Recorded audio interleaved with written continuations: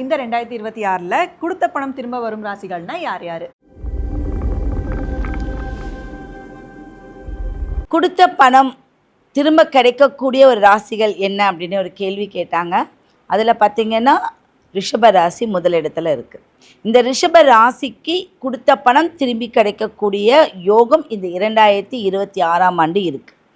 ஏன் அப்படின்னா தனஸ்தானாதிபதி இவங்க, குரு பகவான் இவங்களுக்கு 2லே இருக்கார். ஏதாவது ஒரு பணம் வந்துடும். இவங்க லட்சமாக ஏதாவது கடன் கொடுத்துருந்தாலும் கொஞ்சம் கொஞ்சமாவது அவங்க கிட்ட இருந்து திரும்பி கிடைக்கக்கூடிய ஒரு யோகம் இந்த ரிஷபராசிக்கு உண்டு. அதுலேயும் பார்த்தீங்கன்னா இந்த சனி பகவானின் அமைப்பும் ராகு பகவானின் அமைப்பின் மூலியமாக தான் இவங்களுக்கு இந்த 2026ஆம் ஆண்டு ஒரு அற்புதமாக அப்பாடா நான் தப்பிச்சேன்ப்பா இதுவாவது எனக்கு கிடைச்சிதே அப்படின்னு பெருமூச்சு விடக்கூடிய ஒரு அமைப்பை இவங்களுக்கு உண்டு பண்ணும். அடுத்தது கடகம். கடகம் எப்போவுமே ஒரு நல்ல எண்ணம் தான். அது மற்றவங்களை ஏமாற்றணும் அப்படிங்கக்கூடிய இவங்களும் நினைக்க மாட்டாங்க, இவங்களுக்கு மற்றவர்களும் நினைக்க மாட்டாங்க. புரியுதுங்களா? அப்போ இந்த கடகத்துக்கு ஒரு அதிர்ஷ்டம் என்ன அப்படின்னா, என்னைக்கோ கொடுத்துருப்பாங்க. அவங்க நிறைய விஷயங்கள் பரிமாறி இருப்பாங்க கிடைக்கணும், ஆனால் அவங்கள ஏமாற்றி தான் போயிருப்பாங்க. அதையும் மீறி இந்த வருஷம் புத்தாண்டு, இந்த வருஷம் அப்போ பார்த்திங்கன்னா 2026ஆம் ஆண்டு ஏதோ ஒரு விதத்தில் இவங்களுக்கு பணம் கிடைக்கக்கூடிய யோகம் உண்டு. ஏன் அப்படின்னா அது எப்போ அப்படின்னா மே ஜூனுக்கு மேலே தான் இவங்களுக்கு பணம் கிடைக்கும். ஏன் அப்படின்னா அந்த இவங்களுடைய ஸ்தானத்தில் குரு உச்சமாகக்கூடிய ஒரு அமைப்பு.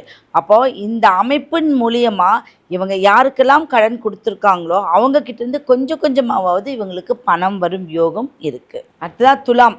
துலாம் பெரிய லெவலில் செஞ்சுருப்பாங்க. ஏதாவது நிறைய விஷயங்கள் ஒரு நண்பர்களுக்காகவோ இல்லை தொழிலுக்காகவோ இவங்க யாருக்காவது உதவி பண்ணியிருப்பாங்க. அந்த உதவியை எதிர்பார்க்காம தான் உதவி பண்ணியிருப்பாங்க. திரும்பி வரும்னு நினைக்கவே மாட்டாங்க. ஆனால் இப்போ பார்த்தீங்கன்னா இவங்களுக்கு ஒரு பிப்ரவரி மார்ச்சுக்கு மேலே இவங்க செய்த உதவி இவங்களுக்கு திரும்பி வரும். சொல்லுவாங்கள்ல நன்றி கடன் அப்படின்னு சொல்லுவாங்க.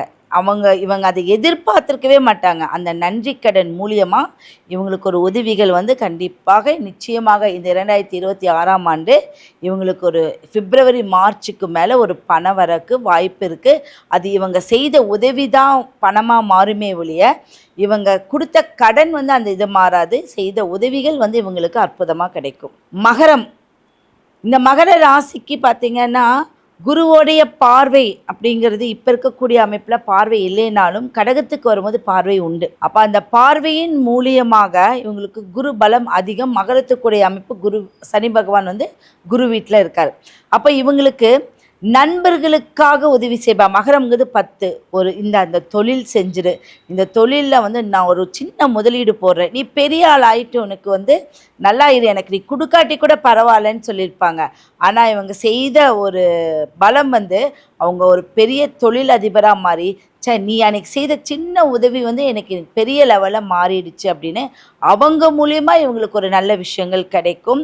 அவங்க மூலியமாக இவங்களுக்கு ஒரு பெரும் பணம் வரக்கூடிய வாய்ப்பு இருக்குது. பெரும் பணம் மட்டும் இல்லாமல் ஒரு கிஃப்ட்டு, ஒரு லேண்டு, இந்த லேண்டை நீ வச்சுக்கப்பா, இதை வச்சு நீ ஏதாவது ஒரு பண்ணு, என்னால் இந்த உதவி உனக்கு செய்ய முடியும்னு ஒரு கண்டிப்பாக ஒரு அனுபவிக்கக்கூடிய ஒரு ஜாக்பாட் அடிக்கக்கூடிய ஒரு ராசி மகரம். ரொம்பவே இன்ட்ரெஸ்டிங்காக இந்த சினிமா ஜோதிடம் எபிசோட் 2 இருந்தது. இதே மாதிரி இன்ட்ரெஸ்டிங்காக அடுத்தடுத்த பதிவுகள் பார்க்க நம்ம அஸ்ட்ரோ தமிழா சேனலை ஃபாலோ பண்ணிக்கோங்க.